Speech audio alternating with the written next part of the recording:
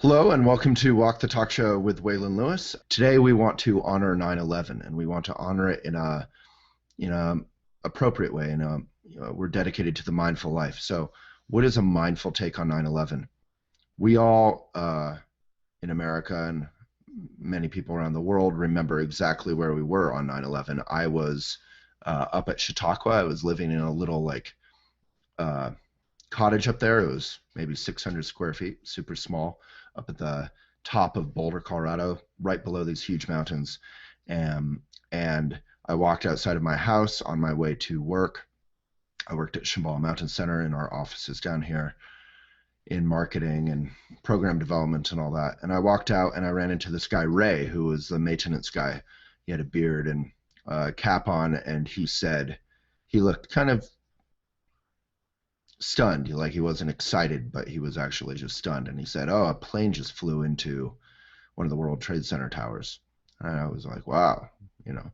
But our world is full of crazy headlines, and I didn't really think much more about it. And I drove to work and got there. And when I got there, instead of everyone working, they were huddled around a laptop, and the energy was completely different. In the time I had driven from Chautauqua to work, the second one had hit. And at that point, everyone realized this wasn't some sort of freak accident, but this was deliberate and it was terrorism.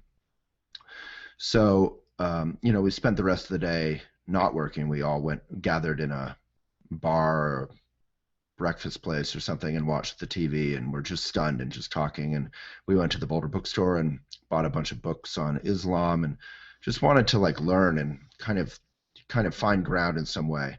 And I remember in the weeks after that, everyone put American flags on their stores, and there was this real sense of sort of grief and solidarity. It was almost beautiful. Like really, people all over the world came together, and the flag at that point did not represent patriotism or aggression or anything. It represented that sort of sense of sadness and love of our greatest ideals, which are freedom and taking care of our Commonwealth, our people.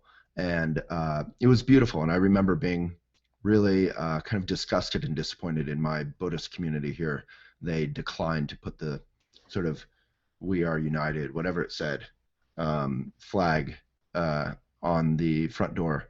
I really felt like it was separating ourselves from, what everyone was going through, and that was chicken shit and cowardly.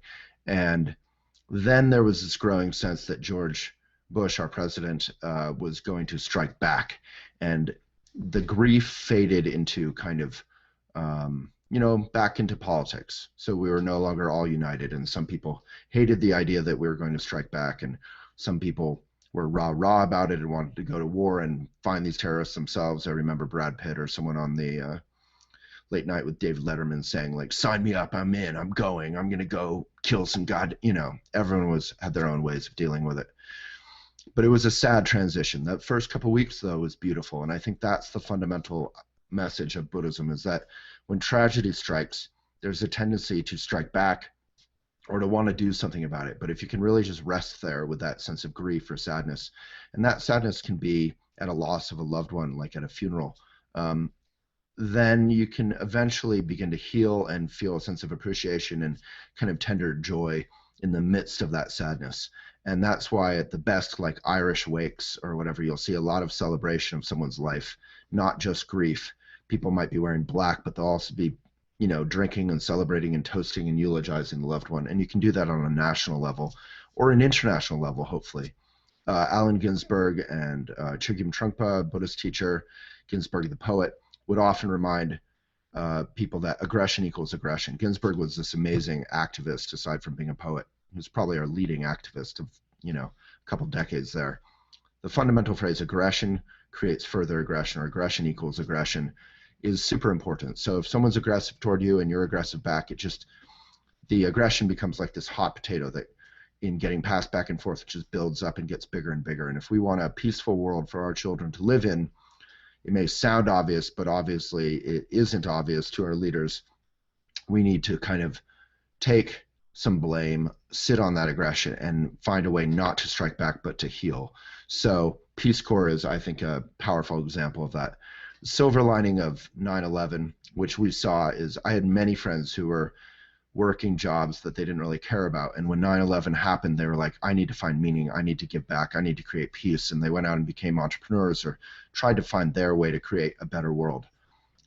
So there's a silver lining to tragedies that a lot of people kind of wake up and think, what is important to me? I think the same thing is when a loved one passes away, you have this moment of saying, wow, death actually does happen. And what am I doing with my life to be of benefit?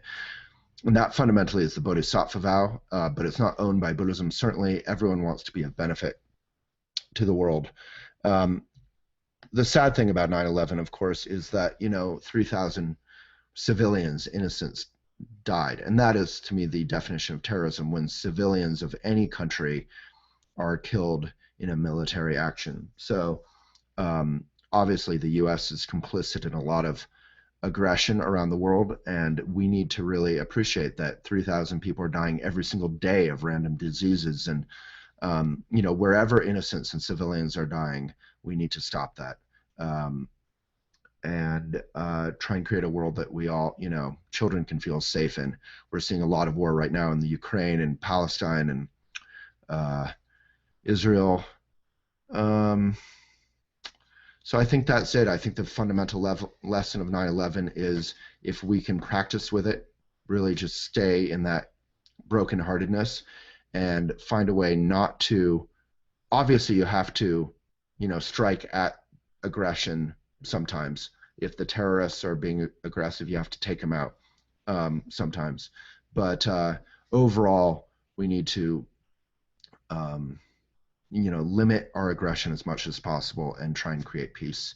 So whenever sadness happens in your life, if it's sadness, if it's death, if it's running over a squirrel with your car, take a moment to actually just honor that loss and feel that sadness before going on and being speedy. And I think that was what was so powerful and beautiful and lasting about 9/11, is that we saw a world come together. So thank you so much.